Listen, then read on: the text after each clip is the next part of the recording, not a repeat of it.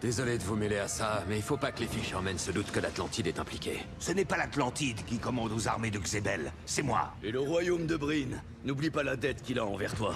Toujours tu pourras compter sur nous. Il m'est arrivé quelque chose. Quand j'ai touché le trident noir.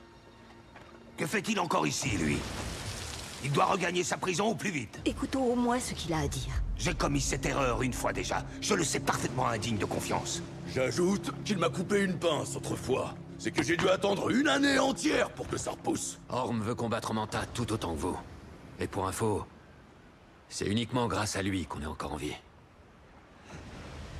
J'ai vu le royaume perdu. Maman, je connais pas bien tout ça. Il a vraiment pu le voir. Tout ce dont on peut être sûr, c'est qu'il y eut bien jadis un 7e royaume, et qu'un jour, juste avant l'effondrement, toute mention en a été effacée des chroniques. Qu'est-ce qui te prouve que ce que tu as vu est le royaume perdu? Nul ne sait même quel nom il portait. Son nom est Necrus. Je l'ai vu et plus encore. Je l'ai reconnu. C'était presque comme si je me le rappelais. Que défilaient devant moi les souvenirs d'un autre que moi. Sous le règne du roi Atlan, il y avait 7 royaumes unis au sein de l'Atlantide, qui pliaient tous sous le fléau de la ville noire.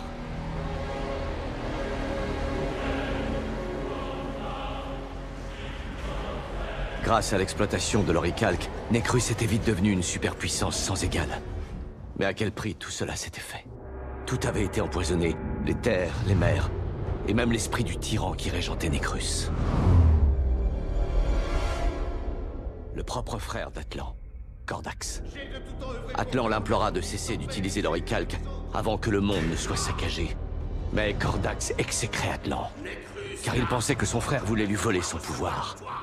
Aussi fit-il appel à la magie noire pour forger un instrument maléfique. Le trident noir.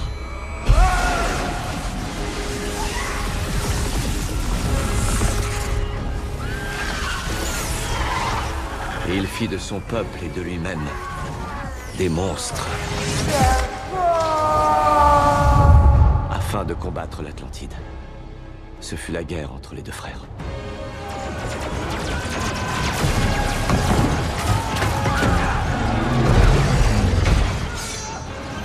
Atlan finit par vaincre Cordax.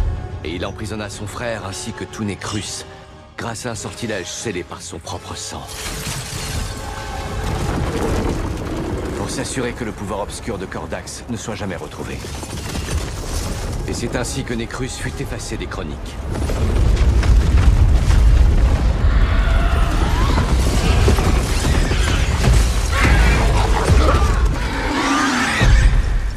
Il était prévu que cette force du mal reste figée dans la glace pour l'éternité.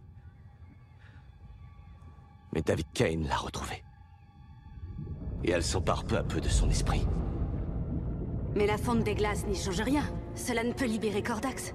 C'est par la magie du sang qu'Atlan a verrouillé sa prison. Seul Atlan peut libérer Cordax. Manta n'a aucunement besoin d'Atlan. Il lui faut seulement son sang. La magie du sang n'est jamais qu'une question d'ADN. La clé de la prison de Cordax est dans les veines de la lignée royale. Autrement dit, il lui faut du sang venant de toi, de moi ou d'Arthur. Avec nous finit la lignée. Pas avec nous.